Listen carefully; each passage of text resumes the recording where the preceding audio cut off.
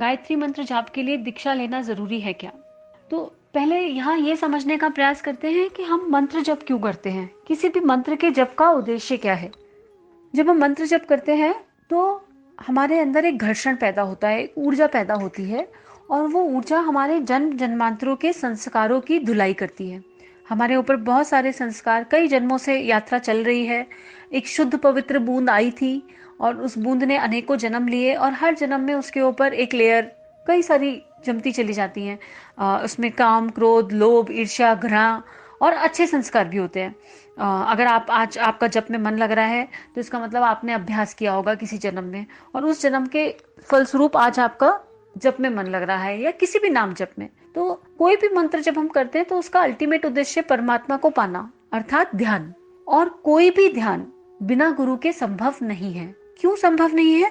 क्योंकि ध्यान एक अनंत समुद्र है। अगर हम स्विमिंग भी सीखने जाते हैं, शुरू शुरू में हमें गाइडेंस की जरूरत होती है, तो हम एक गाइडर लेते हैं और ऐसे ही स्विमिंग पूल में नहीं कूदते हैं। तो गायत्री मंत्र तो वेदों का सार है, 4 वेदों का सार गायत्री है। कान्हा जी ने कहा गीता में कि छंदों में मैं गायत्री हूँ। स्वयं राम जी और कृष्ण जी ने गायत्री जपा। तो गायत्री एक महासमुद्र है। अब अगर आप समुद्र की गहराई में आप सी डाइविंग करने जा रहे हो और आप बिना गाइडेंस के सी डाइविंग करने जाओगे तो फिर कैसा होगा? इसलिए दीक्षा आवश्यक है। लेकिन दीक्षा किससे लें ये भी एक बहुत बड़ा प्रश्न है। गुरु हमेशा सोच समझ के करना चाहिए। आपका अंतःकरण आपको बता देगा कि कौन आपके गुरु हैं। और एक सच ये भी है कि गुरु शिष्य को चुनता है। लेकिन किसी भी मंत्र के जप के समय अगर गुरु है तो आपको भटकने नहीं देंगे। अगर गुरु हैं तो आपको सही राह पे ले जाएंगे। अगर गुरु के बिना आप इस यात्रा पे आगे चलेंगे तो अहंकार, मोह, बहुत सारे ऐसे विकार उत्पन्न होंगे जिन्हें हम खुद ही समझ नहीं पाएंगे। तो गायत्री के गहरे समुद्र में उतरने से पहले दीक्षा आवश्यक है। हाँ, एक ये हो सकता है कि आप औपचारिक रूप से दीक्षा नहीं भी ले पा रहे हैं कभी, क्योंकि हर समय परिस्थितियां नहीं होती हैं। आपका देश काल परिस्थिति क्या है, तो मानसिक रूप से आप दीक्षा ले सकते हो। दीक्षा भी कई प्रकार की होती है। अगर आपने हृदय से गुरु मान लिया है तो आप समझ लीजिए कि आपका और गुरु का संबंध बन गया है। फिर आपके गुरु चाहे कोई भी हो, क्योंकि गुरु तत्व है। गुरु व्यक्ति नहीं होता, विचार होता है।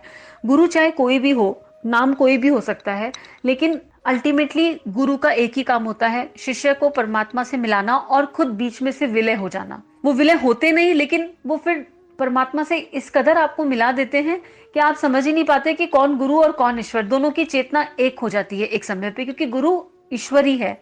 तो मानसिक दीक्षा भी होती है। तो आपका हृदय, अपने हृदय की पुकार को सुनिए, अपने अंतःकरण को सुनिए और आपको उत्तर स्वयं ही मिल जाएगा। और गायत्री मंत्र के गहरे समुद्र में अगर आप कूदने जा रहे हैं तो एक गाइडेंस आवश्यक है, इसलिए दीक्षा भी आवश्यक है।